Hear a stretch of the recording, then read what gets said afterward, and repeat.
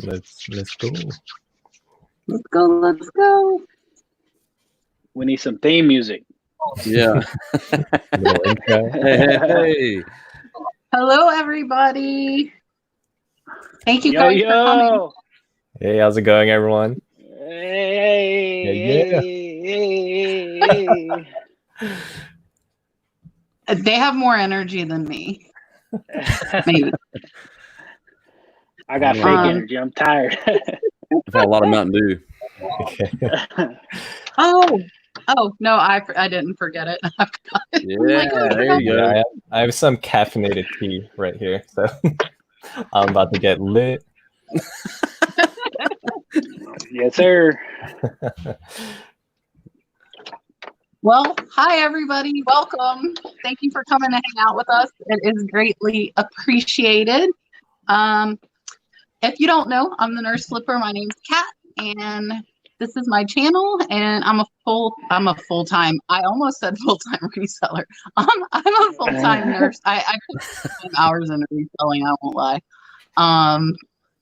So we're just gonna kind of chit chat. If you guys want to throw questions up, I thought tonight we could just kind of talk about how we're all doing with reselling during the current isolation quarantine and how it's affecting us, and then let the chat take us wherever it will.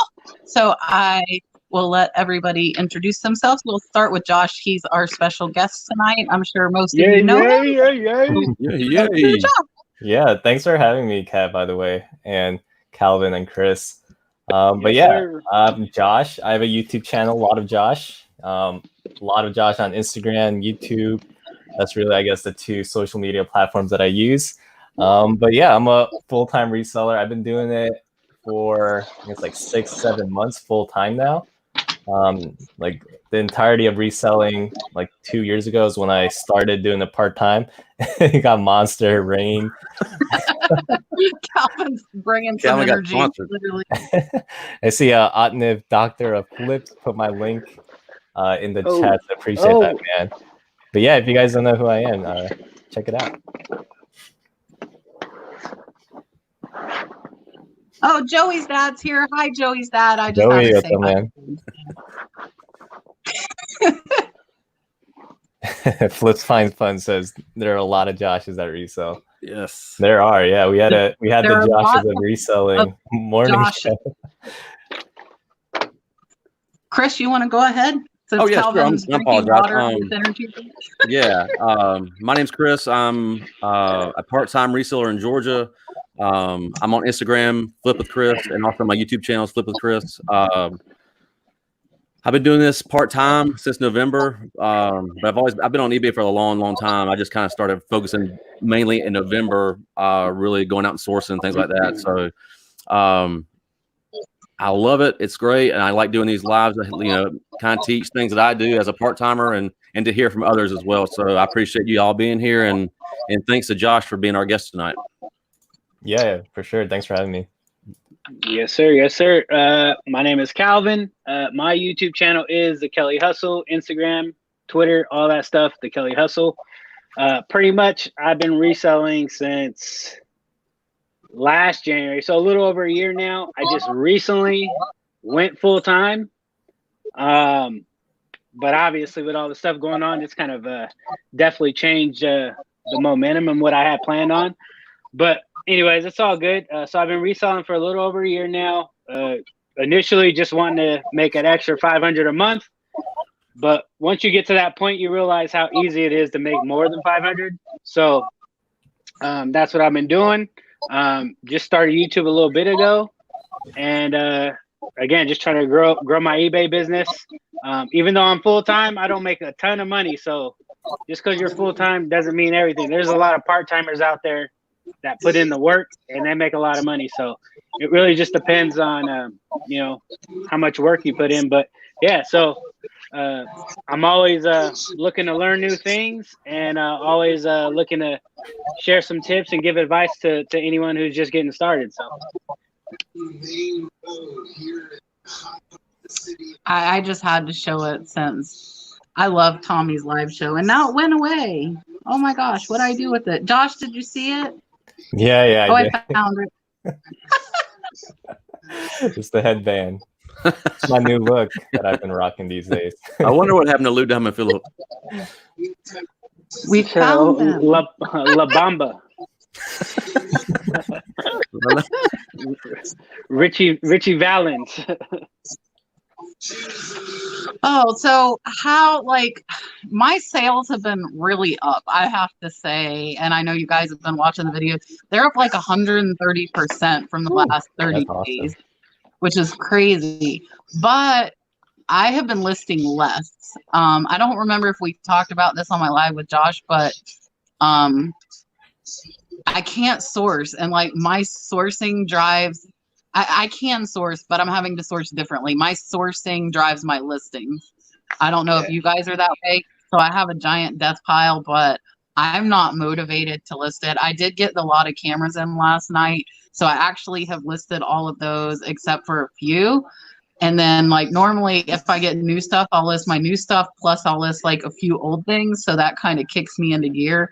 But my listings are way down. So I'm really surprised my sales are up, considering I'm not listing. Are you guys like hanging out with your listing stuff too? For me, like I think I'm very similar, that the sourcing drives the listing. I think when everything was normal, I spent probably like half the week sourcing. And that would give me opportunities to find items that I'd get excited about listing. Luckily, I do have like a significant death pile that's like something to be proud of now. But and I had a lot of video game stuff, so I've been prioritizing trying to list all of that stuff.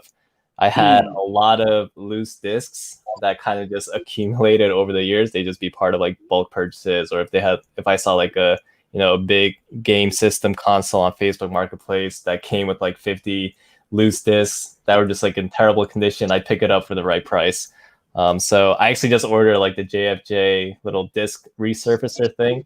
So I'm gonna play around with that, try to get those resurfaced and listed. But a lot of the stuff that's been left over, they're just things I'm not excited about. So it's hard to get motivated to list. I feel you on you would think now that we're all home all day long, you can just kind of sit there and list all day long, but I don't know. I don't have the discipline to do that. Not every day, at least. Yeah, I saw you had like 7 of your video games sold overnight too that you just listed, right? They like sold really quick. Yeah, like Nintendo Wii stuff. It's just as soon as I list it, a lot of times within like 30 minutes to an hour, at most like overnight, it'll sell if you price it right. I'll say my sales are over 100% as well. But I think it's due to the things that were in my store. A lot of puzzles, board games, video games, things like that. That's been real popular lately. But I've also opened the door for a lot more offers and stuff like that too. So especially on clothing items and stuff like that. So I've been definitely taking a lot of best offers here lately. But I'm probably around 6 to 8 sales a day at least, which is a little more than average. I'm usually around 4 or 5, but since this has happened, that's where I'm at, and I'm not complaining about it. But I've got the itch to go out and source, no doubt. But I'm constantly on Marketplace and different sites and stuff like that sourcing. It's not the most exciting sourcing items I would like, but there are things out there I can flip. But it kind of is what it is. Yeah, so I mean, for me, I think I'm kind of tracing my steps. So after Christmas time, after the holidays, like I had really good holiday sales, at least for me. After that, like January, February, mentally, like just with not liking my job so much, it took a toll on me. And then so those 2 months passed. I hardly listed in January, February. Then once March came and I knew I was going full time, probably mentally getting ready to just say, okay, I'm about to go full in, list. And then all this stuff happened. And this stuff kind of kept me mentally, it kept me down. So probably I want to say about 2 weeks ago, I said, you know what, screw this. I'm full time. This is how I'm surviving now. This is how I'm feeding my family. So I just started going all in. So I'm starting off with just doing. I started doing 5 items a day, just because limited sourcing, and so I'm relying on my death pile. But you know, ever since I started doing that about 2 weeks ago, doing consistent 5 items a day, my sales have, obviously, you can tell your sales will start increasing. So I mean, it's just the momentum of listing. As long as you list, you know, you'll get the sales. I mean, you can go, you know, a certain amount of time without having a list. Like you can't. I mean, you got a lot of items in your store, and you got good stuff, you know. But I think for the most part, just trying to keep it active. I mean, you'll get some sales, but I think right now it's kind of like, man, it's almost. I think some people are even having better time now than Christmas time. It's crazy right now. Yeah, they're definitely shopping. Uncle Snoop Daddy TV, that's just fun to say, wants to know, is there any bulk online auction site that any of us suggest for sourcing? I've been just using Shop Goodwill because they have bulk lots on there. I kind of have gotten away from doing pallets, and I think a lot of the pallet sites actually are not shipping right now. Due to what's going on, and some of the Shop Goodwills are not shipping. So if you're sourcing online, you definitely want to make sure those places are shipping, because you could be putting all this money out and not have your inventory. Like I just had a lot. It was supposed to be here today. It changed till Thursday, but it took over 3 weeks for it to ship. And luckily it wasn't much. It was like $60. But like if somebody puts out like $1,000 on something and then you're waiting for a month, you know, you have all that money and nothing in hand. So right now, like you can use B stock. I've used bulk, but they're really hit or miss, to be honest. I either did really good or I didn't do good at all. So I don't know if any of you guys, like Josh, I don't think I've heard you talk about sourcing online much. Do you source online? I've been looking into like a couple of options. I haven't pulled the trigger on anything yet. But one of the guys I buy from locally, he does a lot of online auctions, and the one he uses is called highbid.com. I'm sure it's, you know, dependent on, you know, where you live. I think it's like a lot of estate sale companies that are auctioning stuff off in bulk, and they can arrange like pickup, they can arrange delivery. It just depends on the area. But I've been kind of slowly browsing through stuff. It's really a random assortment of things, kind of like Shop Goodwill. So, you know, service, depending on the time of the day, you know, it just kind of depends how many people are bidding too, if the price is right. Like if no one sees a particular auction and you're like one of two people bidding, then you're going to get a better price. So I've been kind of like eyeballing a couple of things, haven't pulled the trigger yet. But I know highbid.com is reliable because one of the guys that I purchased from, he uses that and he always has really good stuff. Yeah, so I use Highbid, and I've used Highbid for about a year now. And I have 2 that I buy from regularly. They have auctions every 30 days. One did still have it this month, and I opted to have them shipped to me rather than picking up. Mm-hmm. And then the other one has pushed theirs back 2 times already. So same thing with any online sourcing. Some of these places aren't shipping. They're not going to let you pick up. I did pick up some stuff today. It wasn't off of Highbid. It was a local estate auction. So really similar to Highbid. And they actually had contactless pickup. So I had to pay via PayPal, and they had tables sat out at the house where the estate sale was, but you bid on the auction, and then when you got there, they kind of stood probably like 15 or 20 feet away from your car, or like, okay, who are you? And I told them, and they're like, okay, that's your table there. And I just went and got my stuff. Like, so we were never like closer than 20 feet apart. Mm-hmm. Yeah. So I did that with 2 different ones today, but just be careful because some of them aren't allowing pickup. Mm-hmm. Yeah. Same for me. I do a lot of, and Kat knows this, we talk about it a lot. I do a lot of Shop Goodwill. And one thing I'll say about Shop Goodwill is, I mean, again, I know Kat actually said this before, is like the pictures are terrible. It's awful. So you have to be very careful what you're buying, because you don't really see the condition things are in. But the other thing to be wary of, you're not just looking at what the bids are. You also need to make sure you check out what the estimated shipping is, and also what the handling fee is. because that's going to be tacked on to whatever your bidding is. So you need to make sure that's where you want to be in your profit margins and your business model. So if you're bidding on something, just make sure you know those in the back of your head when you're bidding. I also do a lot of high bid, but I don't do bulk. I do a lot of cherry picking through estate sale auctions and stuff like that. There's certain auctions on there that do just like toys or vintage toys or cards or anything like that. I think I just bought some like brand new in-box perfumes the other day for real cheap, and they were out in Utah. So I just called them up and I got it all shipped to me. So nothing in bulk, but it's a lot of cherry picking certain things and just making sure that the auction house does provide shipping for you. So that's the biggest thing, because the ones around near me I can't really get to. So that's really ones I'm using online. Yeah, pretty much the same. I mean, I've browsed Goodwill. I haven't pulled the trigger on Goodwill. I've won an auction on high bid. But I mean, obviously right now for everyone, I think looking towards, doing a high bid or shop Goodwill and all that stuff. I mean, I think a lot of people are going to actually start using that a lot more, even when we start opening back up, just because they know it's a reliable source and you can get some great things from there. So I'm not huge into it, but I'm definitely browsing a lot more than I ever have been. The one other source I've been looking at too is storage auctions. Right now, a lot of the storage auctions are just online as well.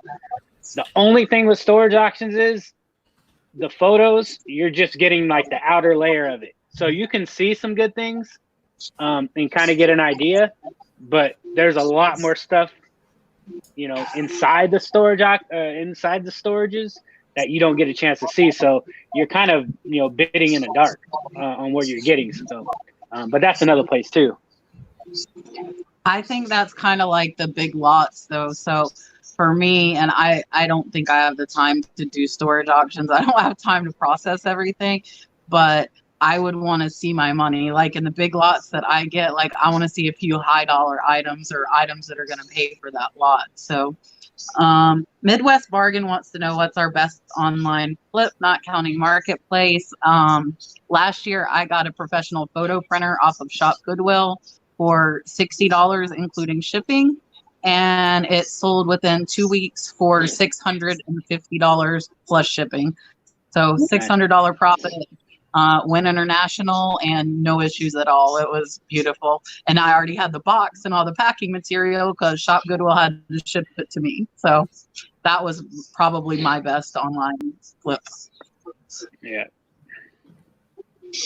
I'm trying to think of like a single sale. I don't think I've ever had anything more than like 200, like a huge item. I've had someone like buy multiple things for me. If you go back to my channel, like way back, like more than a year ago, I bought a huge lot of expired film for $600 off of Craigslist. And, I remember that. Yeah, that's been feeding my family for eternity. It feels like I'm all sold out now, but I mean, I was like slowly selling through it every week, and then like the last batch, someone just came in and bought everything in my store, and it came out. He bought like a big bunch, like $800 worth of expired film. I shipped it out to him, and then as soon as he got it, he came back to my store and then just bought me out. So that week in total, he PayPal'd me $1,200, and yeah, I remember that. Holy cow, this is unreal. Wow. And that was like way after I've already made money on the lot. So that was just like, okay, wow, like it's crazy. That's when you were still in the military though, wasn't it, Josh? Yeah, that's when I was doing a part-time. I remember that. Yeah. That was one of my biggest regrets as a reseller. So I bought all of that expired films from someone who does storage lockers. And he deals with like big equipment. So the storage locker that he won, he was saying it was like a retired Vogue photographer. So it had a bunch of like dark room, like I think it's called like the dark room where you develop like the film, the 35 millimeter film. So he wanted to deal with all the big heavy equipment. So I guess he had like people already lined up to buy that stuff, and then all the little things he didn't want to deal with, which are perfect for online resellers. So my biggest regret, this was like early on. So I was still shy about telling people about reselling. I'd make up excuses if people asked. Like, the excuse I told them was like, oh, like we have a photography club at school and it'd be perfect for it. So that was before when I was like still kind of weary about telling people that I sold on eBay. So one of my biggest regrets, not, giving him a business card and, building a relationship with him. I would think I've had a couple sales over 300, but I would think you would probably talk more about return on investment. And I bought a mouse at Goodwill for like $3, and it returned $180 for me. So it was like a 60 times my money. So that would probably be my best flip as far as money's concerned. Return on investment. It was an old Logitech gaming mouse, and it was just sitting open, like new in box in the Goodwill. And I was like, heck yeah. I knew what it was. I'm in technology, so I knew Yeah. as soon as I saw the box, I was like, yes. Nice. Yeah, it was sweet. Yeah. I think for me, vintage pair of Converse. I think they were like 1970s. I got from Goodwill, had the box. I mean, they were new. They just had some storage issues. But bought them for 10, sold for 250. So pretty decent. Oh man! Speaking of vintage Converse, I missed one because a viewer, like, I forgot which rummage sale or garage sale it was, but they're like, hey, like they gave me a time span. They're like, hey, look this up. It's like vintage Converse. And I was like, oh no. And they were selling the shoes for like $2-3 there. So Oh, yeah. I love Converse. Anytime I love shoes in general, but usually Converse. I mean, Chuck Taylors. Those are always easy pickups. I mean, if you can get them for like $5 or less, that's usually a $20 bill, $25 bill. Right there. Because in the video, I was looking at it and I saw like a couple of, little spots. I was like, in the video, I was, trying to talk like I knew what I was talking about. I was like, oh, there's little spots here and there, so it's not, not worth the time to clean up, blah, blah, blah. I was like, oh no.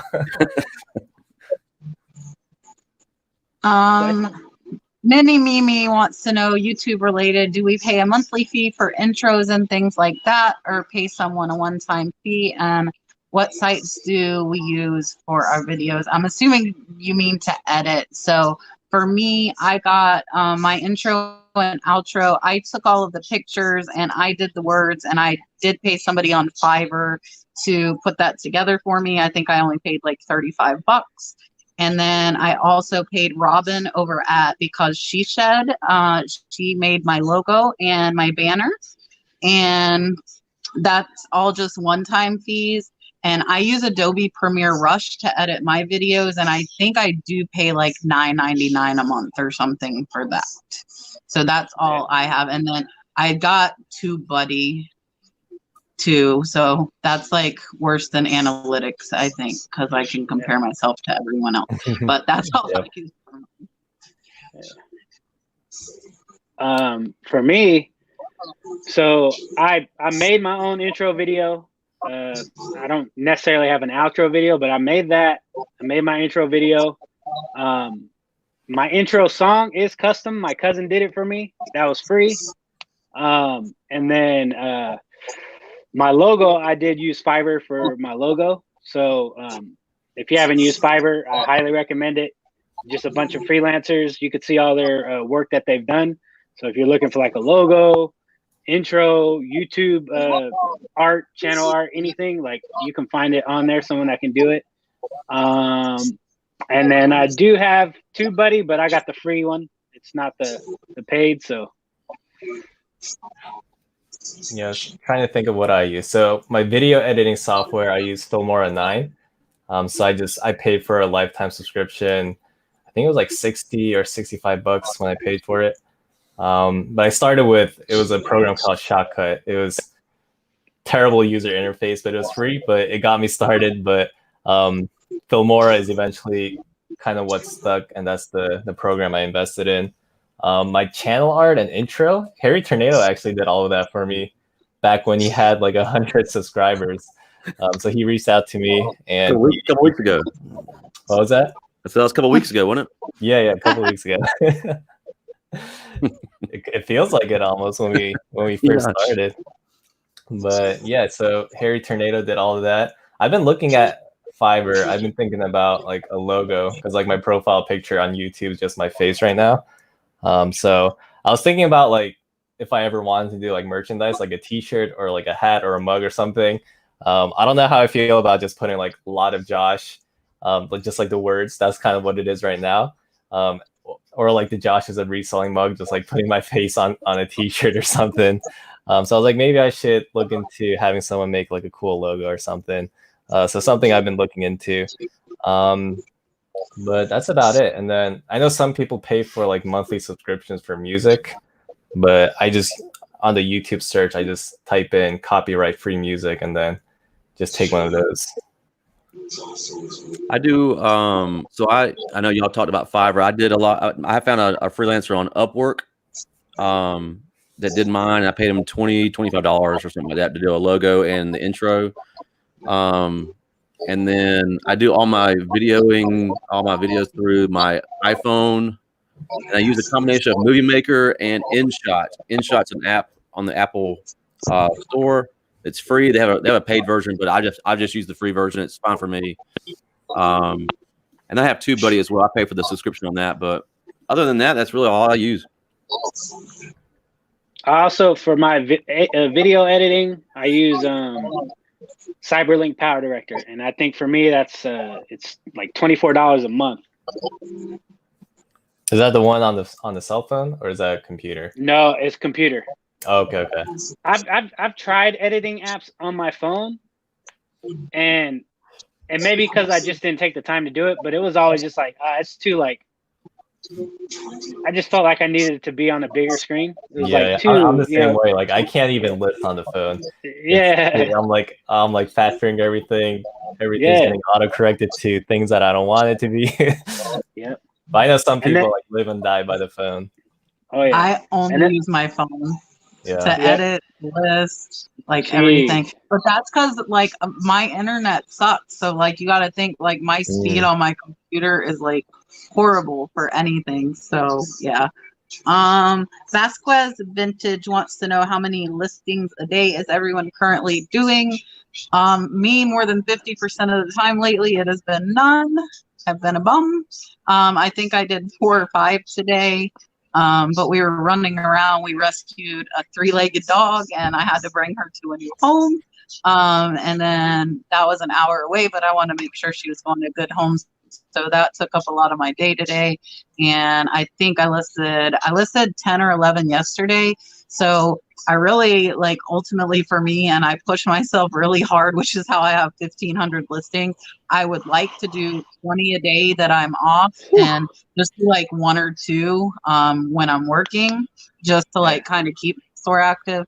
But I've been bad about that. But hopefully, like I said, I already got my whole camera lot. I've already photographed it all, and I'm hoping to list the rest. I was hoping tomorrow, but since I'm going to be working with the big boss, probably won't be doing any listing tomorrow.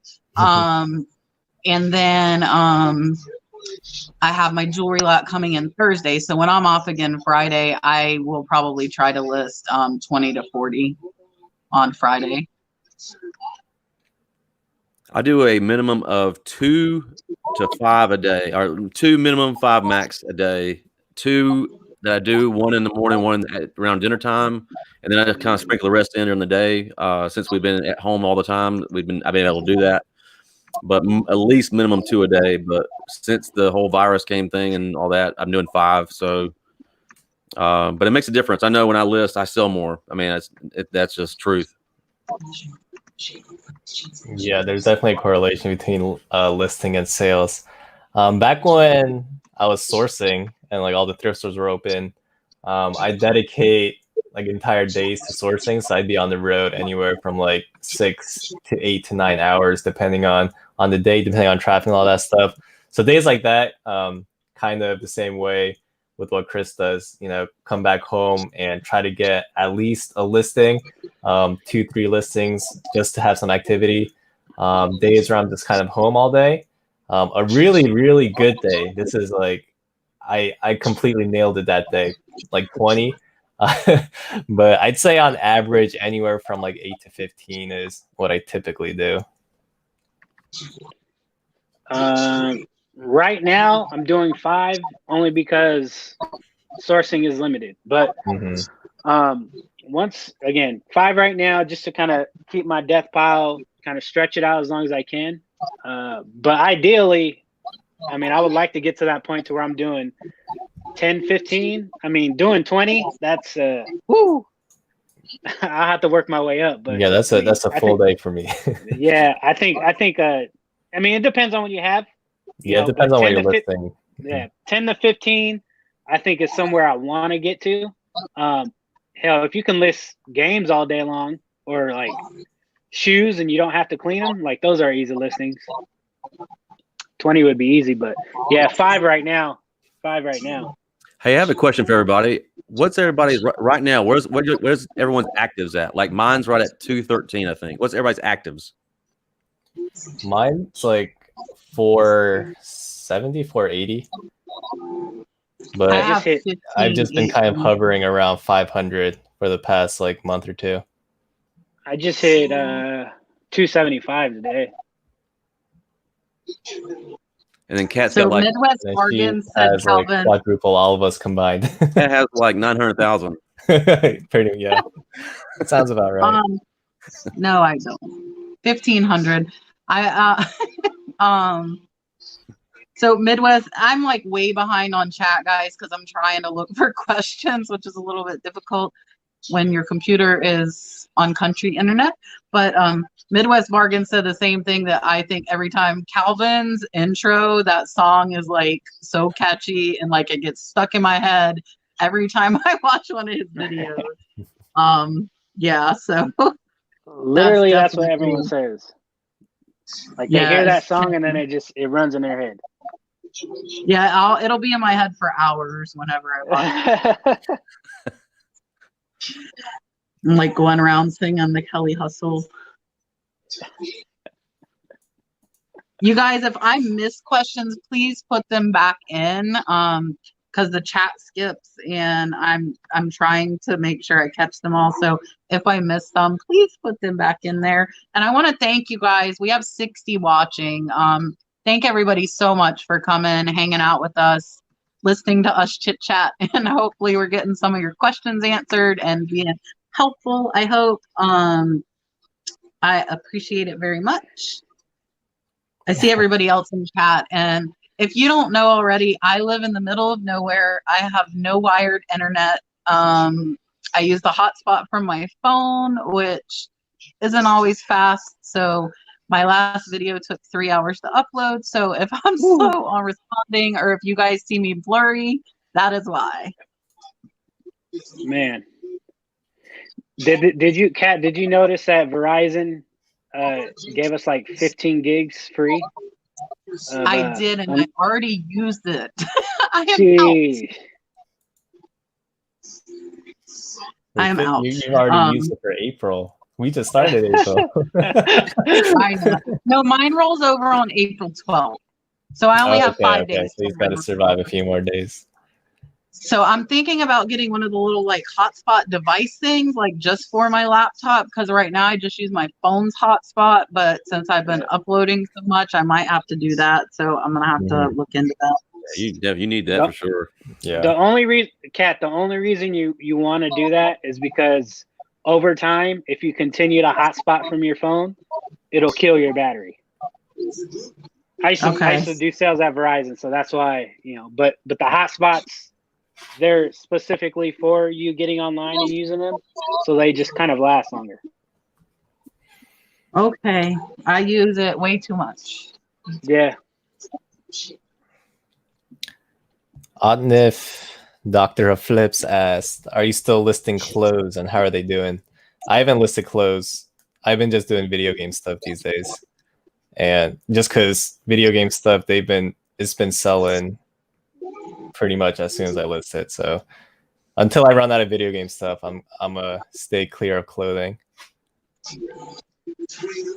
I haven't listed any clothes either. I might have a few, but I mainly pick up, if it's not on a pallet. I did get my QVC pallet with a lot of clothes, but if it's not on a pallet, I normally only pick up like really cool vintage clothing. Like I like shirts and jackets. I really hate jeans and pants. So I don't even have any clothing. I don't think, maybe one or two pieces in my death pile. So I'm not a clothing person. I limit my clothing. Like, I usually try to stick to just like vintage shirts or like vintage crew neck sweatshirts. I don't look for jeans or pants or anything like that. Depending on the season, like during golf season, if I see like a nice like Ping or Callaway polo or something like golf shirt, I'll scoop those up because they usually sell pretty quick. But for the most part, no, like I try to stick to like vintage t-shirts. I found one that sold for a lot. Truckers only.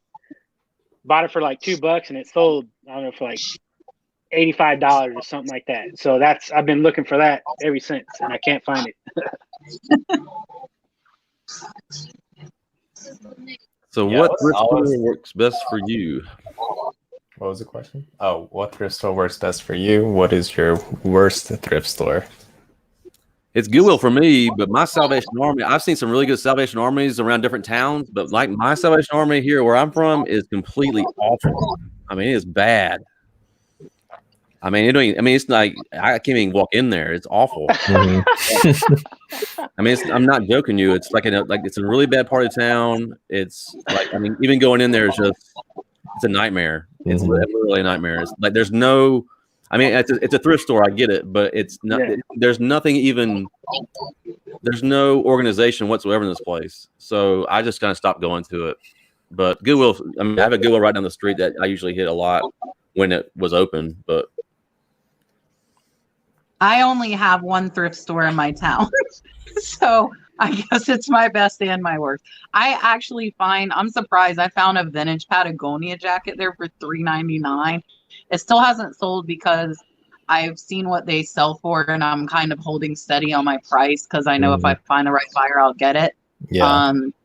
But in town, I typically go to Goodwill's. I have one that I really like that's right by the college where I work, but it's an hour away, so I rarely go there. So I'm kind of like, I don't have like a lot of thrift stores close to me, so I don't have like the best and the worst. Yeah.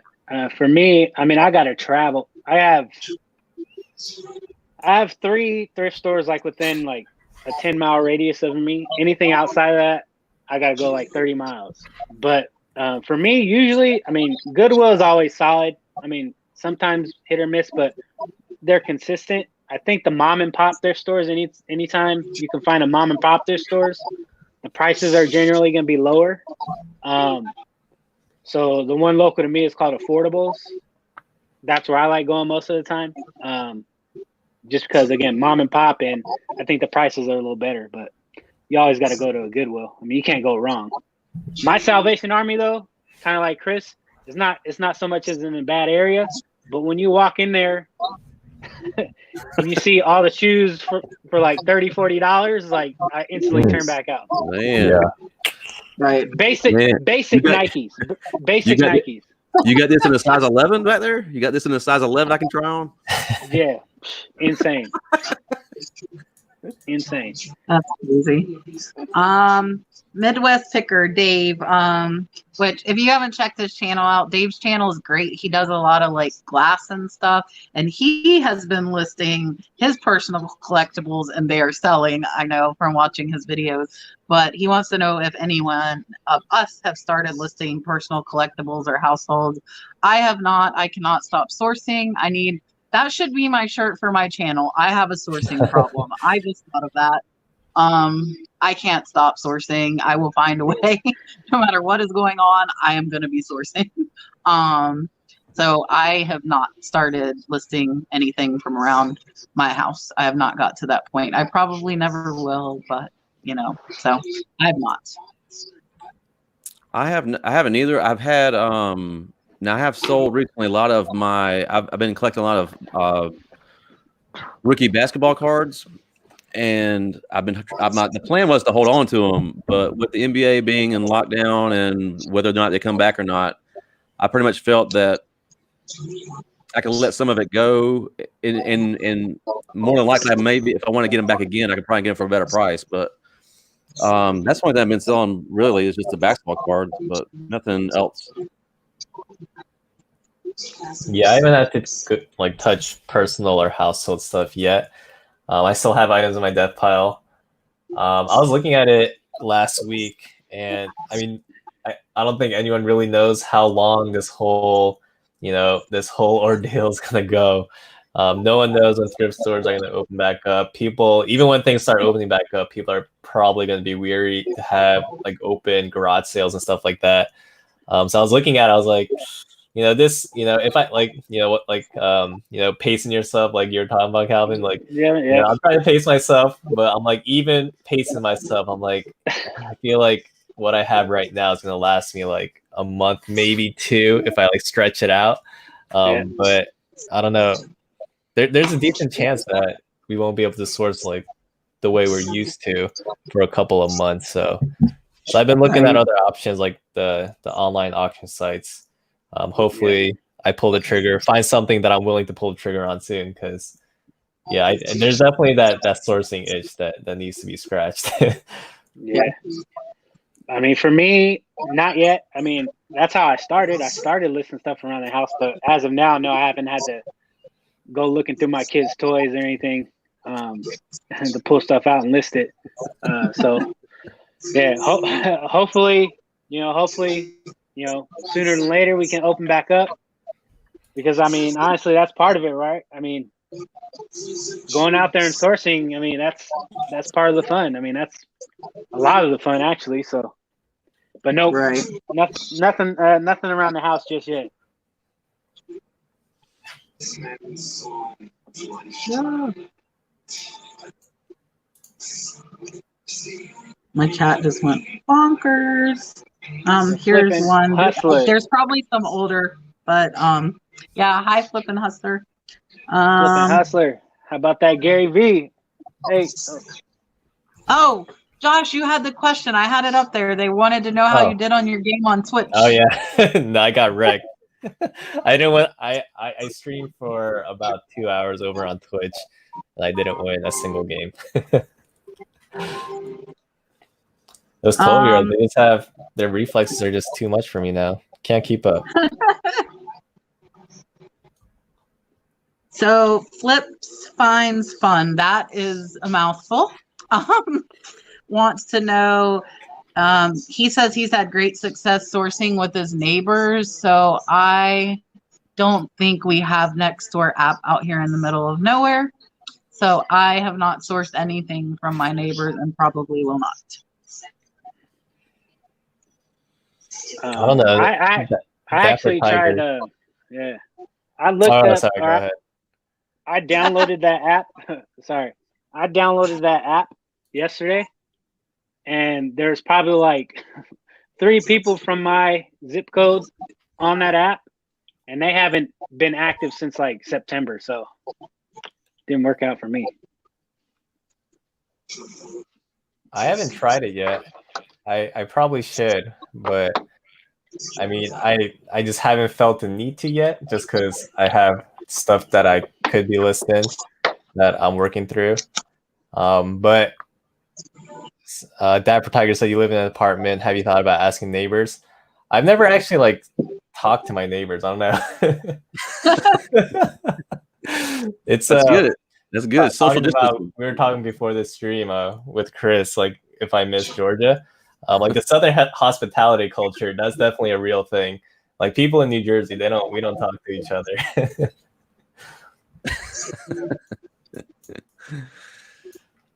I did the Nextdoor app like Kat was talking about, and I know Matt over at Part Time Pickers has had a lot of success with it. And I did it, and people have been messaging me about stuff. Like I actually had an offer today. Someone said I could pick up there's like a brand new a turkey fryer, like brand new in box for like $20. I said just bring it by, so he did, and I just left the money out there. So I may just put it on Marketplace and see if I can just double my money on it. But it's brand new. I mean, I got that hit, so I mean, it doesn't hurt.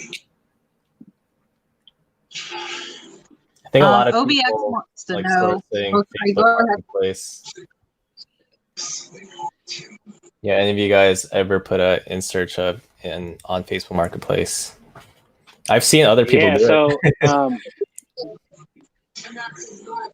I actually on damn, what day was that? I think it was Saturday or Sunday. One of those days, I made a simple little flyer. I threw it up on Facebook Marketplace, just saying I buy cat or I pay cash for your unwanted goods, and I threw it up on Facebook Marketplace. And literally, like that was like at 1 a.m. When I woke up the next day, I probably had like 30 unread messages of people saying, "Hey, I got this, I got this, I got this." So, yeah, I mean, I have utilized Facebook Marketplace. It sucks though because even though I put it up, the response I got from it, I was like, you know, you kind of feel bad now because like, okay, that's awesome, but do I really want to be taking advantage of it right now and getting in front of all these people and interacting with this amount of people? So it was like, it sucks, but damn, it works. The throwing something out there on Facebook Marketplace works.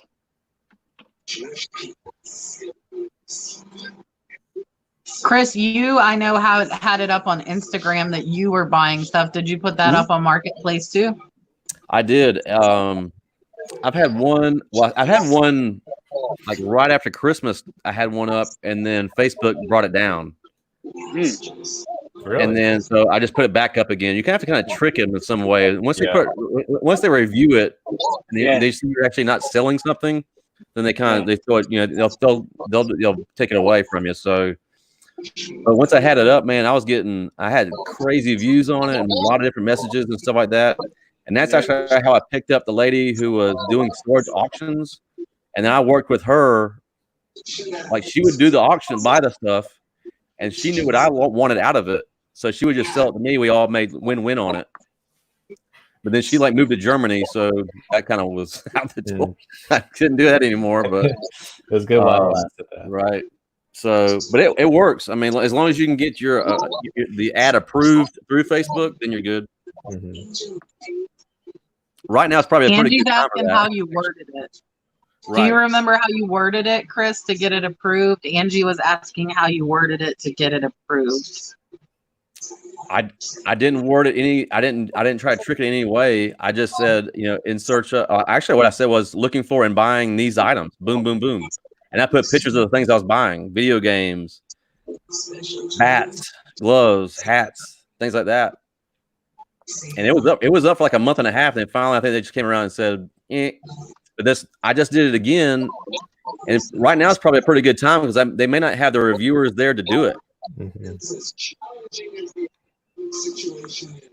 So, Addicted to Hustle wants to know what's the oddest item you have sold recently, given the current quarantine.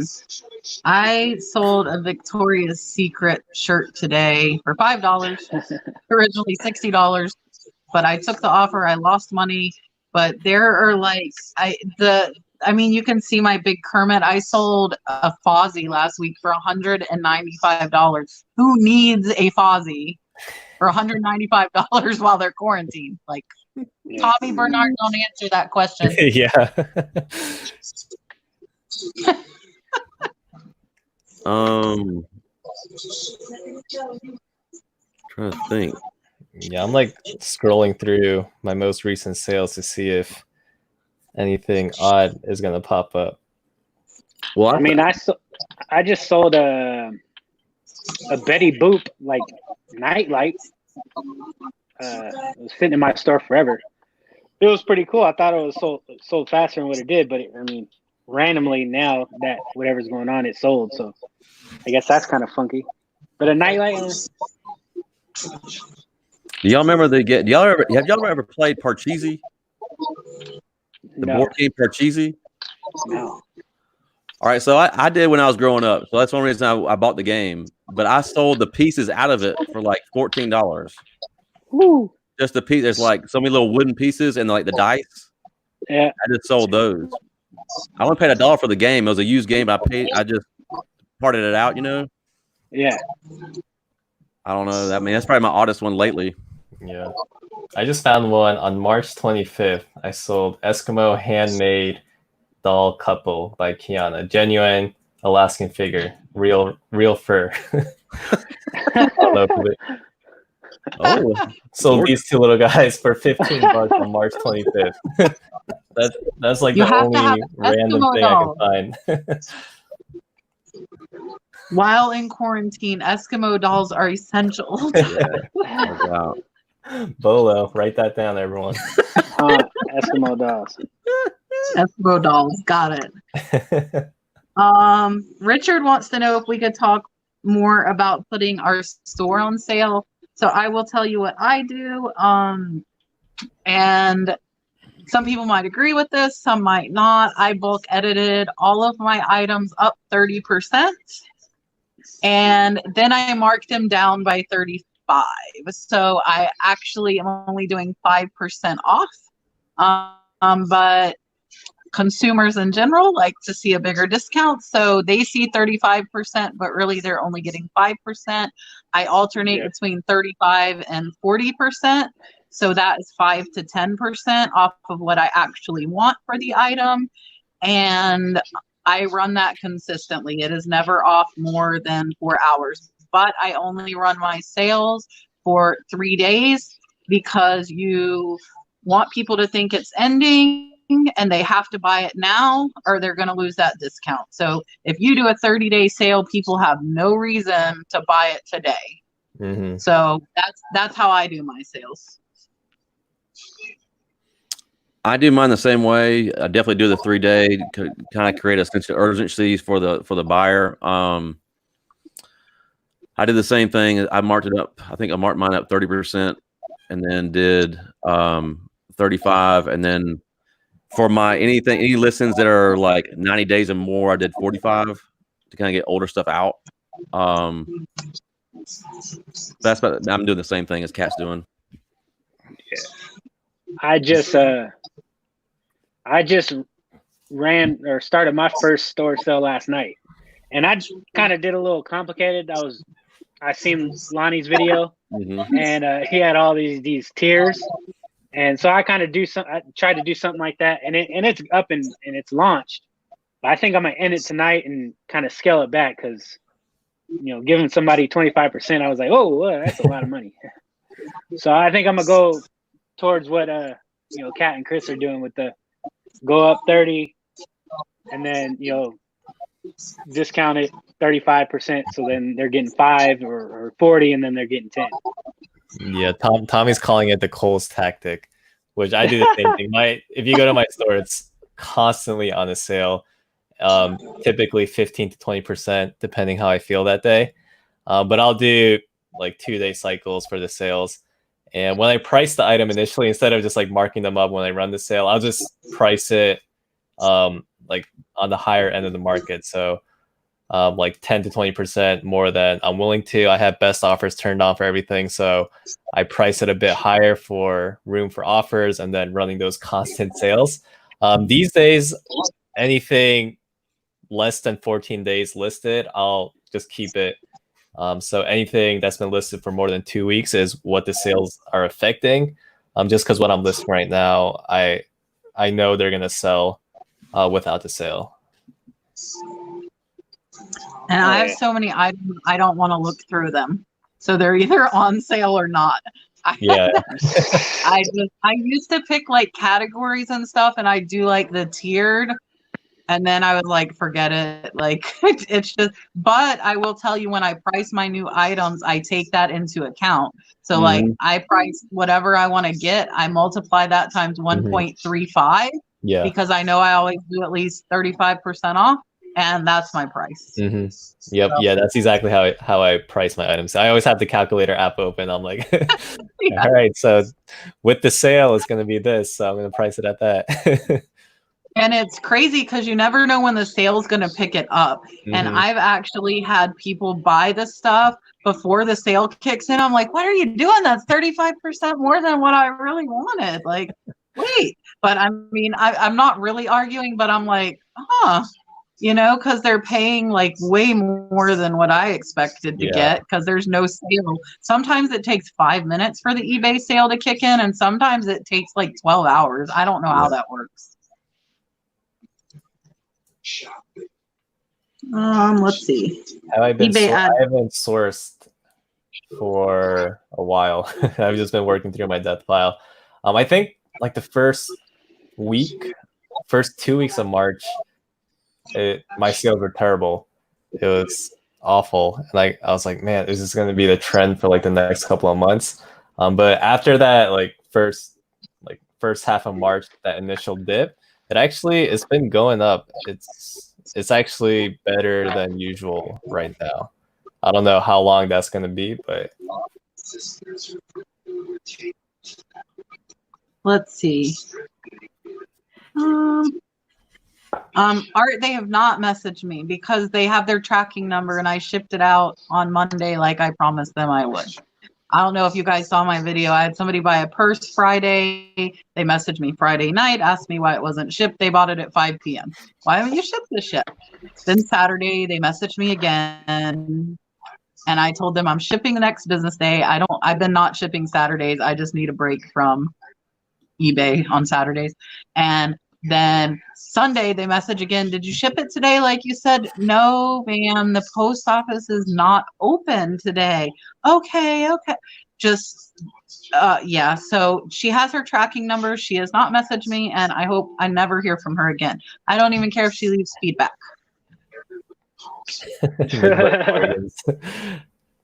Kat, have you shipped it yet? Listen. Tommy, I just want to give Tommy a shout out. I don't know if I know Calvin knows, but like Tommy does later night shows. Like they start at 11 p.m. Eastern time. And I love Tommy's shows. It's Tommy and Tracy, Uniquely Me. And if you want to just like hang out, I do learn stuff occasionally, but it's great entertainment value. Yeah, Tommy has a lot of knowledge that gets randomly dropped in there. Yeah, he does. So yeah, so I just wanted, if you guys have not checked Tommy out, if you want a late night chat, Tommy's the go-to there. Yeah, I think that's where I first saw Calvin's face on Tommy's show. Because I recognize the Kelly Hustle from like various chats and stuff, and then I just couldn't put a face to the name until I saw him randomly pop into Tommy and Tracy's show. A lot of people would assume that I was a girl. Yeah, Kelly. The Kelly Hustle. Dory, I am so sorry. I've been clicking on questions the whole chat, so none of our names have displayed. So now you can see all of our names. I don't have a question up because when you pop up the questions, it takes away the name. I actually behaved this live, and links to Calvin, Josh, and Chris's channels are all already in the description. Normally I end up putting them up the day after, but they're all in. Calvin's drinking that monster behind him like a giant monster. So it is Flip with Chris that is above me up there. Dory in his link. Oh, Jennifer is like the queen of links, you guys. Jennifer Hayes is amazing, and every chat I see her in, she is like the queen of links. I don't know how she does it. I try and help, and I'm always on my phone, and it like takes me forever to get one link, and yeah, so I try. I can block people though that are being bad in chat if I'm a moderator. I'm good at that, but I'm not the best with sharing links. Hey, Kat, I wanted to tell you, I didn't tell you before. You remember we were talking about that return I got on that phone soap? Oh, yeah. So just to kind of tell you the story, so a buyer bought a phone soap from me brand new for $279. It was high. It was when the market was at its peak. Yeah. It was $279, brand new in box. The buyer got it and started giving me all these kind of questions like, I thought it was supposed to come with a USB charger or blah, blah, blah. All these questions. I was like, this guy's about to return this item on me. He's then opened it up and everything. And he did. He returned it that night. I was like, you gotta be kidding me. Well, I talked to Kat about it, and she told me about their policy, eBay's policy and whatnot. So when I got it back, I only refunded him the 50% because now I have an open box item. So eBay backed me on it. They refunded the rest of it to him. So they protect me. And cool. I never returned the original shipping because I know eBay is going to pay them.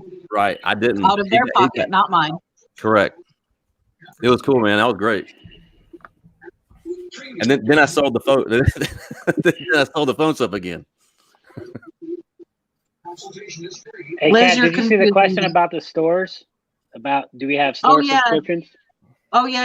I had it up there and then it went down. I have a premier store, so I have 1,000 listing store, but I have 1,500 listings and I have not ever paid for the extra 500 because of the 30-day roll, and I sell so many items. I have not got charged yet for any additional listings. So I'm running 1,500 on the 1,000 premier store without additional fees.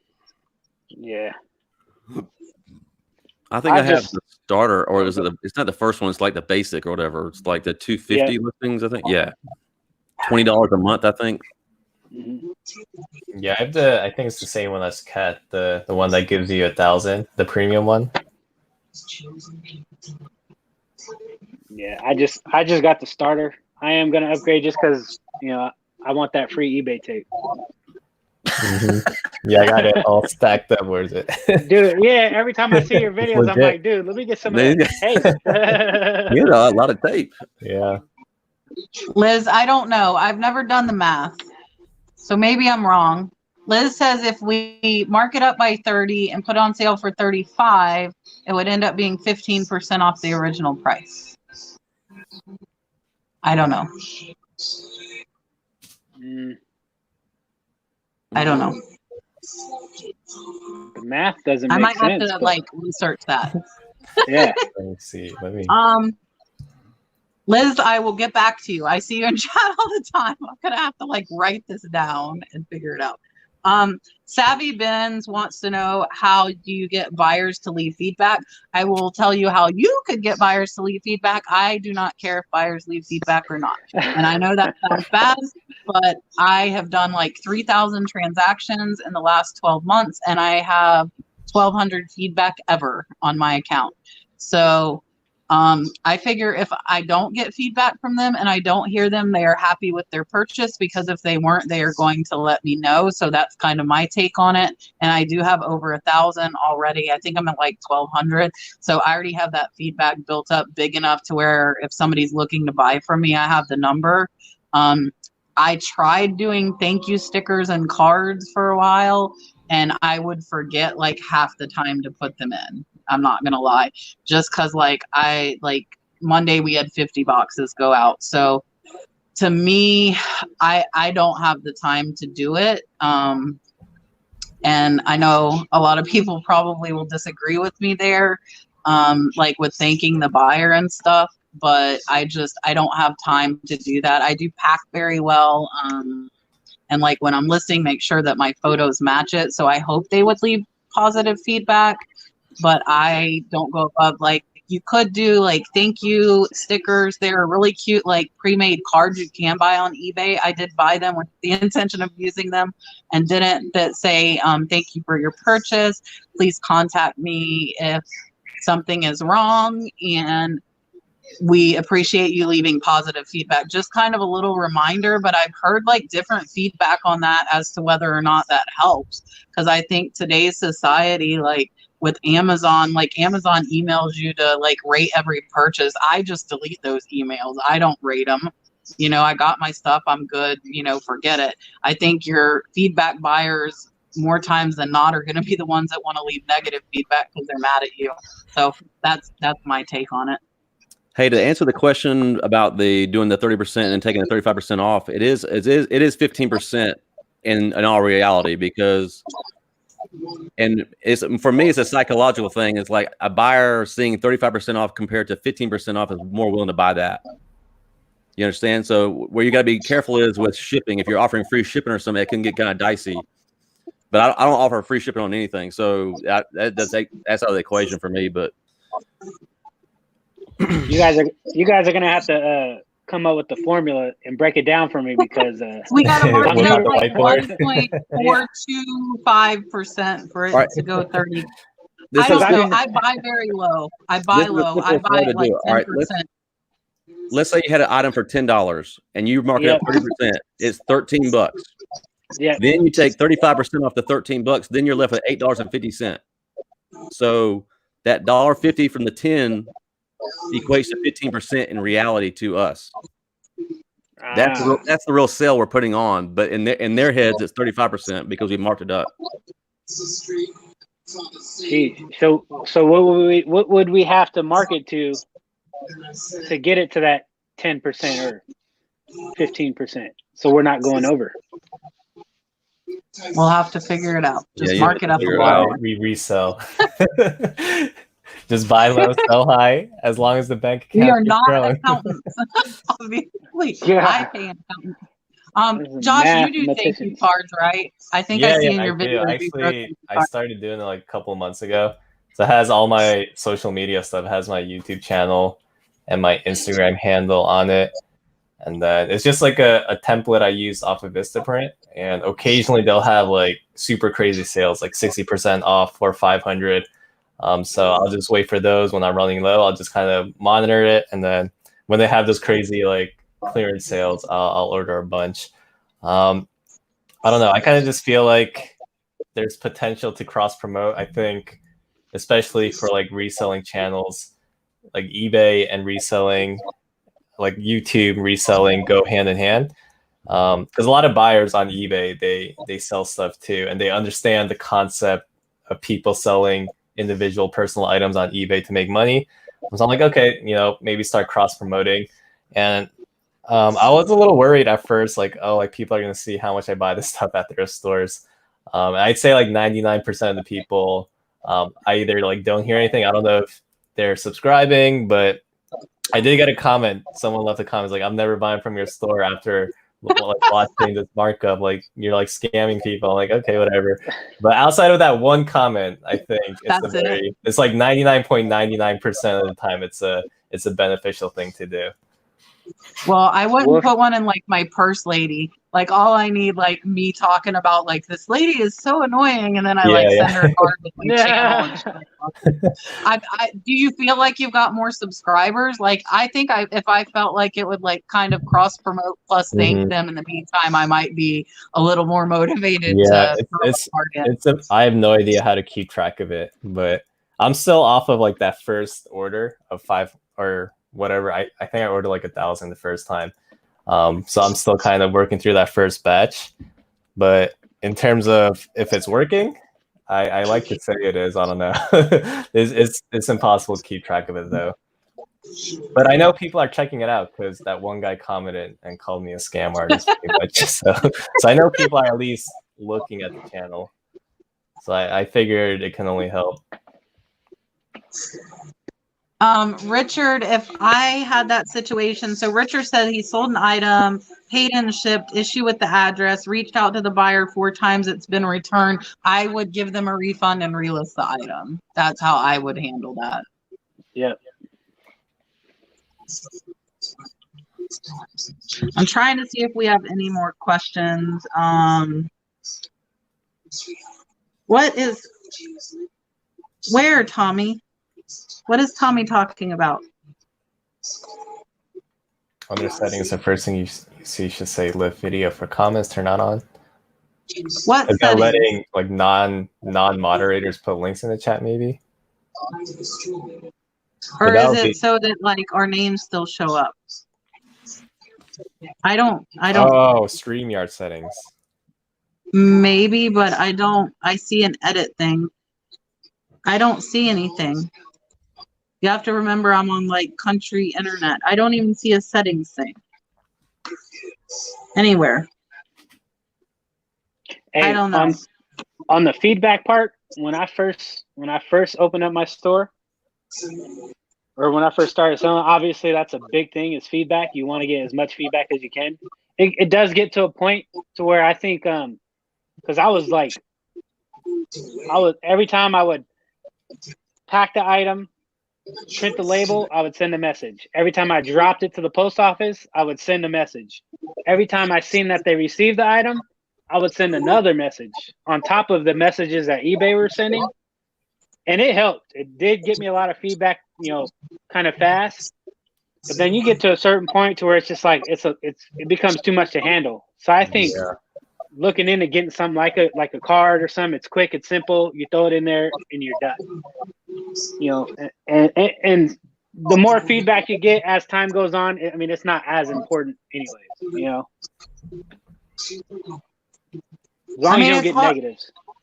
Like, I want to say, I don't want anybody to think that I don't care if my customers are happy, because that's not the case. I do want them to be happy, and I want them to buy from me again, but I'm not too concerned about the feedback, just because from what I've seen, the trend is getting away from people leaving feedback, which sucks if you're new, because you do need that feedback sometimes for, you know, people to buy from you. So if you are new, I would probably go, and you're not sending out very many things, I would probably go above and beyond, and maybe throw like a handwritten card in there thanking them and asking them to leave feedback, because when you're new, you really do need to build that feedback up. It's the scariest when you first start, like your first like 10, 20 sales, when you have zero feedback. If you get one negative, you're right off the bat, you're like, okay, like time to make a new eBay account, I guess. Or you have like one feedback and then you get another negative, so you have one positive, one negative. 50% positive feedback. You have a 50%. And in the beginning, you have no idea what you're doing, so you're like, I think I'm doing it right. Right. Horrible. Mini Mimi, all these people with like tongue twister names, I'm gonna like mess them up eventually. Mini Mimi Thrifter. Mini Mimi wants to know if there is a formula for getting more YouTube subs. I will say what I have done. Ooh, that's a very hard one. There's so much that goes behind it. Right. So I think being involved in the community is number one. This is a great community. It's a close-knit community. Like almost every chat I go in, I feel like I see the same people. I feel like I know them. Even people that don't have channels, like Richard. I'm like, oh, there's Richard. Like I know every time I go in chat, there's Richard. Richard's and then, the man. of course, Richard won my giveaway, and Richard wasn't at the premiere, and Richard's always at the premieres. I'm like, of course he's not at this premiere. But so going into chats, chatting, just getting to know people, putting out consistent content. If it's one time a week, you know, once a week, every week, putting it out twice a week, whatever you do, I think just being consistent. I am like a crazy person, and I put out 4 to 5 a week. And I think just time, I've gotten lucky as far as like Matt at Part-Time Pickers helped me out a lot when I was under 100 subscribers, and I got over 100 within like 8 hours because Matt shouted me out. But I think just being consistent, Josh can probably answer that better than me, I think, because I just hit my 1,000, but I know being involved, like if you're involved in the community and people will tell other people about your channel and just spread the word, and it just takes time. Yeah, I mean, a lot of what you said I agree with, but the biggest thing I agree with is time. It takes a lot of time. It's one of those things where once you start getting momentum, it grows exponentially, but just getting that initial jump start, it's the hardest thing to get people to, you know, come check out your channel, start watching your videos, and then come back consistently. That just happens over time, because there's people that watch my videos that aren't subscribed. I think if you look at the analytics, like some of my videos, like the majority of people aren't even subscribed. So a lot of times people just kind of watch your videos over time, and then like 2-3 months later, they're like, oh, like I'm not even subscribed to this guy, so I guess I will. So it's super random, but it does grow exponentially once you start getting that momentum. I mean, there's like a lot of things like, you know, trying to make the YouTube algorithm happy and stuff like that. You know, a lot of people say when you're first starting out, make videos that provide value. So if you have a solution to someone's problem, if you're able to answer a question that someone's trying to find through the YouTube search, that's a good way to kind of, you know, bring new people into your channel, because if you're able to rank in those, you know, specific keywords and searches that people are typing in, especially if it's like a more niche question, like the more specific question it is, the better chance someone's going to find the channel. But yeah, the first 1,000 is the hardest. But I think collaborations and community is definitely one way to do it. Just making friends, like what you guys are doing here, I think is really good because you guys are working on your individual channels, and as you guys are building it up, you guys are also, collaborating and, creating an even, you guys are tripling the audience almost. So you guys are bringing in individual unique people into your channels and then almost like cross promoting it through these live shows. But other than that, it just takes time and consistency. And then I think there is a little bit of luck involved. I think there's a little bit to that. Yeah. I just pass. I mean, and please take whatever advice I'm about to give you. I mean, I have just over 300 subscribers. I'm very thankful for every one of them. But I think what you want to be genuine and be yourself and be a part of the community and things like that. But what I want to say is, don't focus on the actual number of subscribers you have. Take that energy and use it to your channel and the content you're providing, and then people will come along. Like, I have 300 followers, but I think I have like a 70% retention rate on all my videos. So don't focus on how many subs you have. Focus that energy to the content, and the subs will come. Don't try to manipulate numbers and think because that could all be fake analytics. Yeah. I can tell you from, this is actually like a very recent thing. I was like on the verge of like quitting YouTube. I was like thinking about it, because once you get consumed in the analytics and focused on increasing the number of views, increasing the number of subscribers, a lot of YouTube is just super random. It's almost, I mean, you can do as much as you can on your end, but in terms of actually, reaching people, it's not a consistent thing. So trying to, build a plan, do things and trying to grow it consistently, you'll just set yourself up for disappointment. I'll tell you that. So, the core fundamental of like creating content, if you want to do it like long term for years to come, like you have to enjoy making videos, which that's not for everyone. I mean, reselling and making YouTube videos are two completely different things, even though there is overlap in terms of the content and the information. Like, actually putting together a video is completely different than selling on eBay. So if you're not enjoying it and you're kind of just doing it for the numbers, you're just setting yourself up for failure, really. But even if you enjoy it, like Chris said, once you get consumed in analytics, you're setting yourself up for disappointment almost. So I think, like you said, like you have to enjoy the content that you're creating, and then everything that comes afterwards. If it comes, it comes. If it doesn't, at least you're still enjoying making the videos, connecting with the people that you're meeting in the community. Yakov asked me where I find the time for everything. So if you notice with my videos, or if you don't notice, I don't edit though. I if I mess up talking, you're gonna see it. Like, I don't cut stuff out.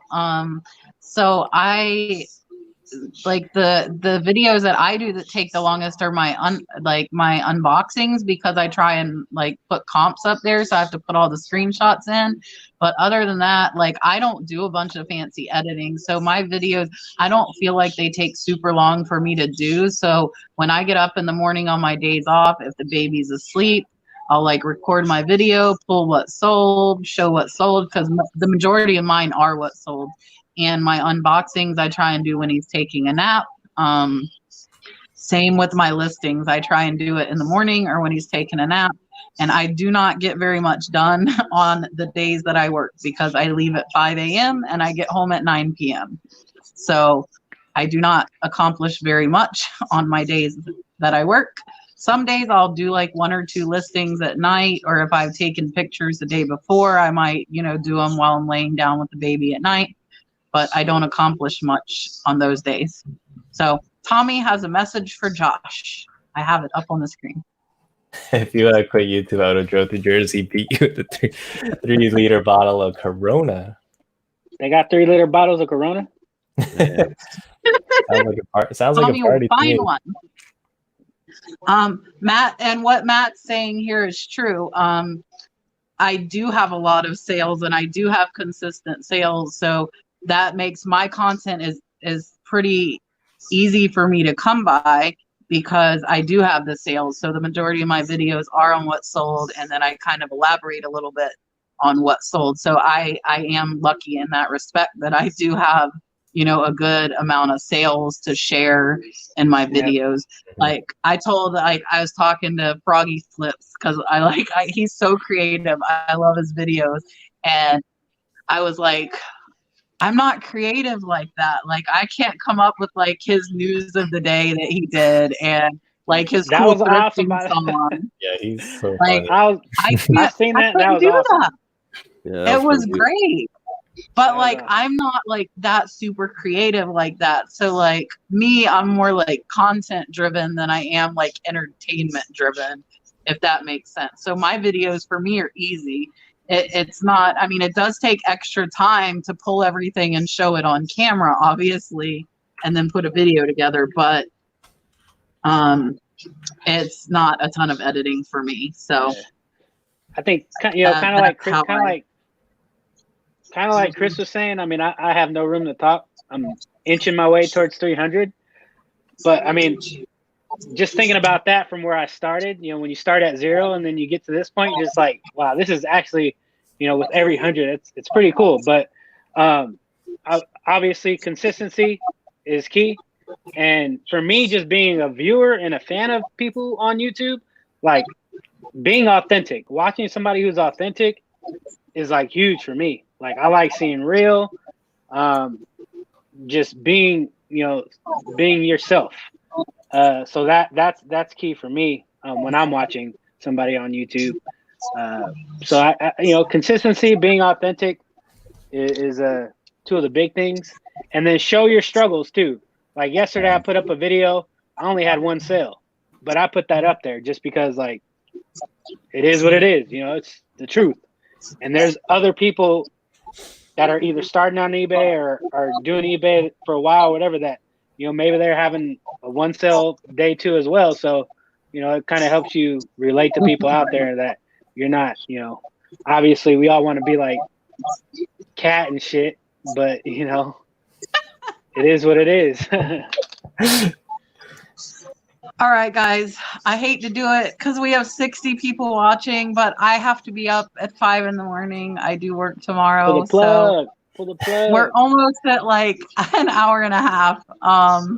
So I am going to say goodbye. If you guys have any last words, I appreciate all of you so much for coming and watching. Calvin is drinking too much Monster Energy tonight. But thank you guys for coming. If you haven't already, please subscribe to these 3 guys because they're all great. And I hope you're subscribed to me if you're on my channel. If not, go subscribe. Yeah, we appreciate you guys coming. Thank you, Josh, for being on. Hey, Josh, Yeah, appreciate it, man. Josh. Yeah, Greatly I appreciate it. appreciate you guys asking me to come on and everything. It was fun. Joey Bottom, my man. Bye, Joey. Bye, guys. Thanks, Josh. This is always the awkward where it doesn't want to end. That was good.